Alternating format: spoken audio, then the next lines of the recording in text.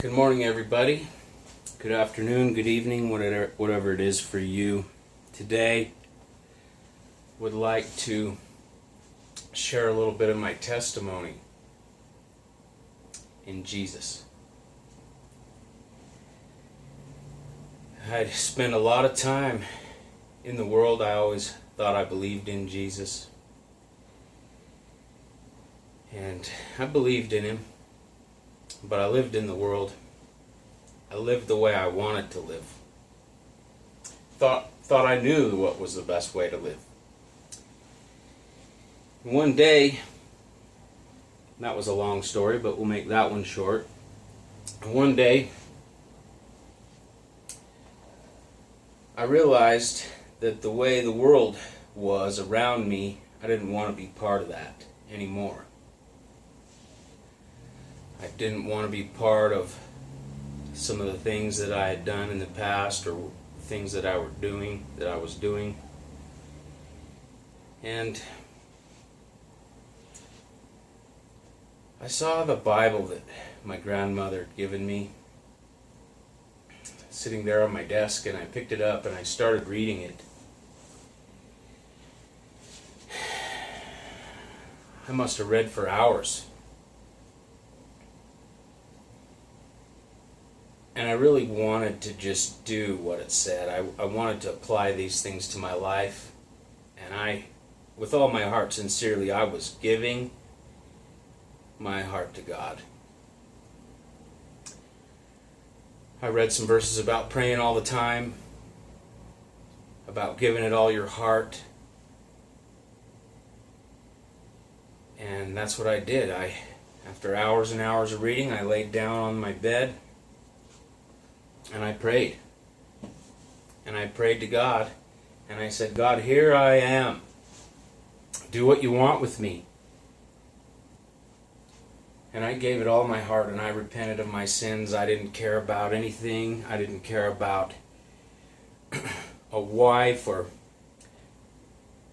drugs or swearing or sinning or anything that I had done in my life before. I just didn't care about it anymore. And it was amazing to me, the feeling that I had.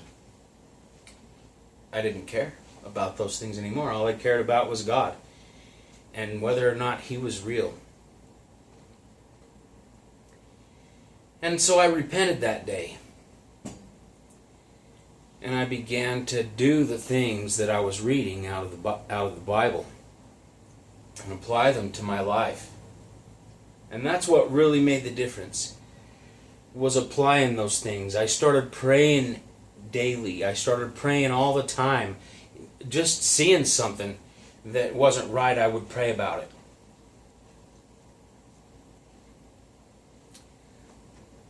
Well, shortly, it didn't take very long, I noticed some changes happening. I noticed that my prayers were being answered. Maybe once or twice, yeah, you could probably say, oh, maybe that's a coincidence.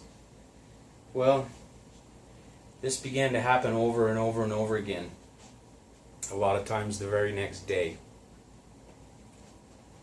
God would answer my prayers. And so my faith started to build a little bit. I hadn't been in church. So one day, I knew God was answering my prayers, and so I prayed, Lord, I pray for church in my life, because that's one of the things in the Bible that he talks about, is being in church and worshiping Him, being around people who believe the same things that you do. So I prayed for church. Well, a little while later, I got invited to go to church, and I ended up going by myself. The person who invited me was unable to go, and so I just went on my own. I didn't really think that much of it. It kind of escaped you at the time. And I went home. I enjoyed the message at church. Went home. Didn't really think nothing of it. Well, pretty soon, the people from the church I went to showed up at my house, and they did their visitation and wanted to make sure we knew about Jesus, and explained to him that we knew and that we believed in Jesus. And as they were leaving, they asked if there was anything that I needed, and I said, yeah, I really need a ride to church, because I didn't have a car at the time. So they began to come and pick me up with the bus ministry, the van ministry they had, and they picked me up. They drove me to church, and it wasn't very long, even within that very first week or so, that I was in church 3 times a week, Wednesday night, Sunday morning. And it was only another week or 2 after that that I was invited to join in the Bible college there in Taylorsville at Bible Baptist Church, where I started attending. And God had answered my prayer for church. Well, I'd given my life to God. I said, here I am, do what you want with me. And I thought, hey, and I prayed for church. And I didn't know what God was going to do with me. He could have done anything he wanted with me, and I was okay with that. Well, he answered my prayer for church, and here I was. I thought I was going to be in church for an hour on Sunday, and lo and behold, I was in that church 5 days a week, sometimes twice a day. And I was learning and growing, and I was growing fast. I grew really fast, and a lot of times it hurt. I had growing pains.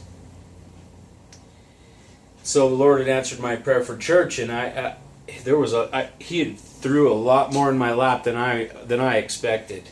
And this may not happen for everybody, but this is how it happened for me. So I was in the Bible college. I was in church 3 times a week. I was singing. I was praising the Lord. My prayers are being answered on a regular basis. Now, I'm not talking about prosperity here. I'm talking about I'm praying for things in my life that the Lord would want in my life. I mean, my prayers are being answered all the time. And this is amazing to me that these verses in the Bible are just true. They're coming true in my life because I'm applying them. And so a while goes by, and I was asked to teach a message to the children on a Wednesday night. Somebody was sick, and so I was over there. I had a helper, and I was over there in the school building, and I was teaching this message to the young children. And afterwards, I get out, and somebody, it escapes me who it was, came up to me and said, hey, you just got voted. And I didn't know anything they were talking about, but apparently the church people had voted me to be a minister. And unbeknownst to me, I wasn't in the meeting that night because I was over there teaching. And I'm sure not everybody voted for me. And that's okay. But some people did. But it was God who made sure that I was voted. And so I praise the Lord for that. They licensed me to be a minister. I don't know that the apostles were ever licensed, or any preacher needed to be, but it does help. And so I began to work for the pastor, for the Lord, and I would answer phones in the office, counsel people if they needed it. I had several people come in, and the stories were just amazing, and some of them were terrible. But the pastor would listen in on the phone sometimes to see what I was talking to people, and he would praise that the things I said glorified God and were the right things to talk to people and counsel them about. So I was doing well in his office.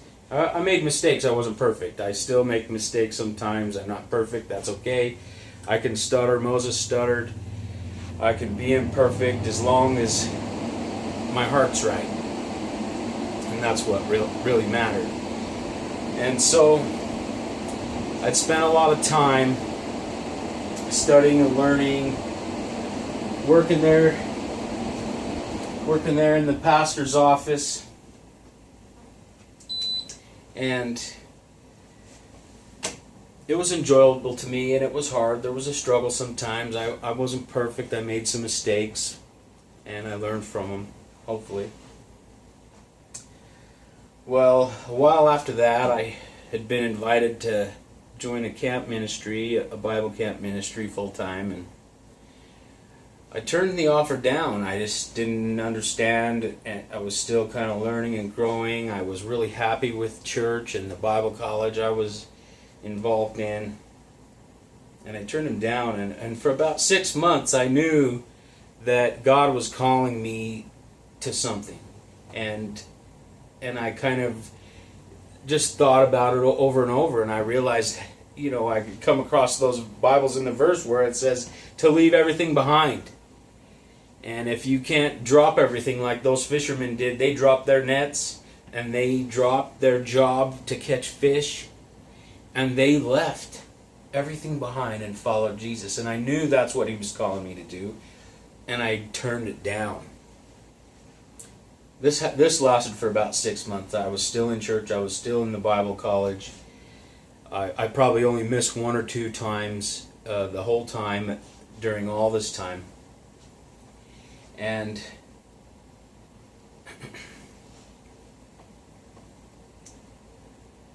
I got another call. And I was asked to go and be part of this Bible camp ministry. Maybe it's not necessarily a camp ministry, but it's a revival ground ministry. And I told the guy, I said, let me pray about this, and I'll call you in the morning and make my decision. So I prayed. And I already knew, even as I was praying, that I knew what my answer had to be. Because how I'd felt that whole 6 months, even though, I was happy where I was, I didn't really need anything in my life.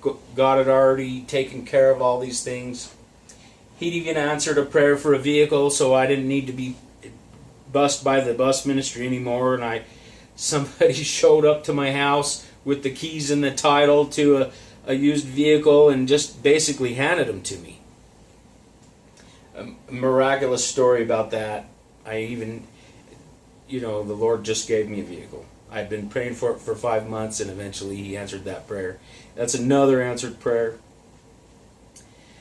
Well, so I called the guy the next morning, and I said, all right, I'm going to do this. And he came and picked me up and all my stuff and went up there into the wilderness and started this camp ministry, this revival ground ministry that they had at the Taylorsville church where I was going at the time.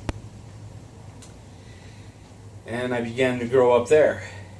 And a lot of the things in the Bible where Jesus was in the wilderness and for 40 days and he was tempted by the devil, and I'll tell you what, I went through some temptations there. There was times when I spent several months there, at least a month at a time, if not 2 months at a time, by myself, taking care of horses or whatnot, whatever animals were there in the grounds, and I was there by myself. And I was tempted, and I tell you, it was like I was being hit with an arrow, the fiery darts. Every second there was one hitting me during this time that I was by myself and I was up there, and I was being attacked every second. And it was a terrible feeling. But you know what? I overcame it. Because every second that happened, I would kneel down and I would imagine the Lord standing over me with his hand on me, saying it's okay and comforting me. And every time I felt that way, I would imagine that thought in my head, and all of a sudden I was comforted. And I had to do that for days at a time. Every moment I had to do that. And so finally that lifted, and that temptation was gone. And I felt like I'd overcome it, and I learned this valuable lesson about that, to keep your mind on the Lord. And during the ministry there, they'd put me as camp sheriff. I basically just kind of stood there with a little sheriff's badge on, and people really didn't know me, and time went by, and I learned a lot of valuable lessons. It was a struggle a lot of the time. There was a lot of drama and conflict and surrounding me, and a lot of times you could say maybe it was because of the sin in my heart, but I knew my heart was right. I knew, yeah, I sinned, but I knew my heart was right. And I knew why I was there. I knew what I was doing some of the time. But there was a lot of conflict. And what I learned is that any time somebody allows their self to come in between them and God, it causes problems. And so, even though my heart was right, there was people around me who were focused on themselves, or they had sin in their lives, or I had sin in my life, and the combination of it all caused conflict. But you know what? I learned something from it. Some of these terrible things that were happening were God was allowing it because it was teaching me a lesson. He was trying to show me something. And sometimes I learned the lesson, sometimes not. I'm sure if I didn't learn it, I was going to have to go through it again. So I was really trying to learn these lessons as they were coming about and move forward instead of being stuck in some terrible feeling. And so I went through that, and I learned a lot being up there in the wilderness. It was amazing, and I grew so fast, and my prayers are still being answered. It's amazing the feeling and the faith that builds when your prayers start getting answered. And He continually answers them. When you ask for confirmation of something that you're learning, and then He gives you confirmation that day, or within an hour, or the next day, and He confirms that where you're at and what you're doing, and that's another amazing thing that happens.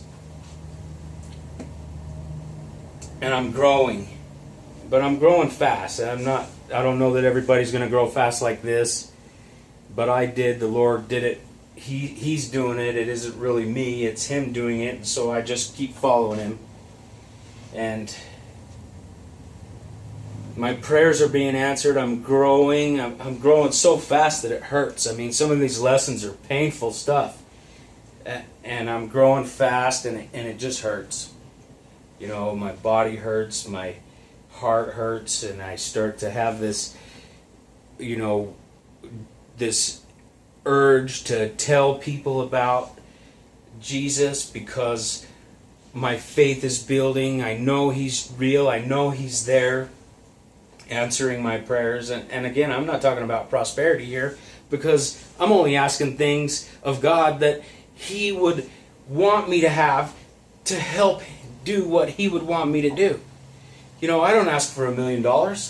What do I need for $1 million for? A bigger house? A bigger car? I had somebody ask me one time, I've been praying for $1 million because I want to feed my family and take care of my kids, and God's not answering my prayer. I don't understand what's going on here. And he just feels frustrated. And I said, why would God give you $1 million? So you can have a bigger house and a bigger car and more expensive food? Why would God do that? He's not going to do that. And anyone who tries to tell you that that's what God is going to do is not telling you the truth. Because if it's not in His will, He's not going to answer that prayer. The answer is going to be no. Like I said, He'll answer, but the answer is going to be no.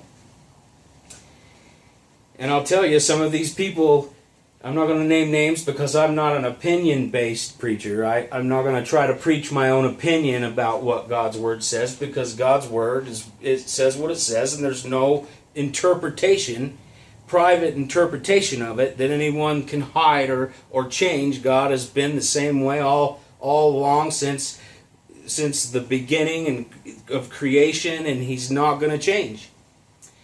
And so the Bible isn't up to private interpretation. We all can have, God will show us what the truth is in the Bible if we ask Him and we allow Him to show us and we try to learn who He is.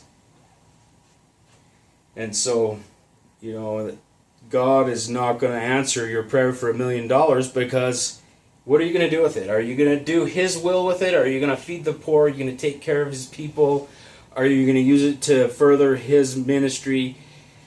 What are you going to do with the money? Well, of course, back in your mind is, I'm going to get a bigger house. I'm going to get a nicer car. I'm going to go on vacation. I'm going to do these things for me. And that's not the kind of prayer God's going to answer with a yes. But I will tell you that if you're preaching something that's not right, and you're teaching people the wrong thing, yeah, you're going to get blessed, but you're not going to get blessed by God. You're getting blessed by somebody else who is the enemy. Yeah, he's going to bless you with that $1 million so you can have a new jet or a new car or a new house, because you're leading people away from the Lord. And yes, the devil can bless you. But I don't want his blessings. I want God's blessings. I'm not praying for $1 million. I pray for things that are needed in order for me to further God's ministry, to do what I need to do for Him.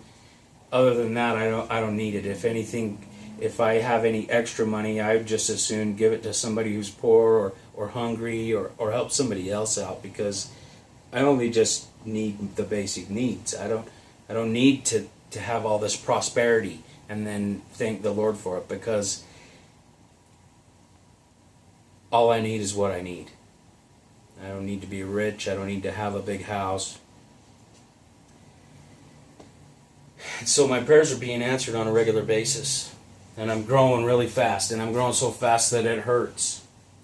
And eventually the Lord called me away from that ministry.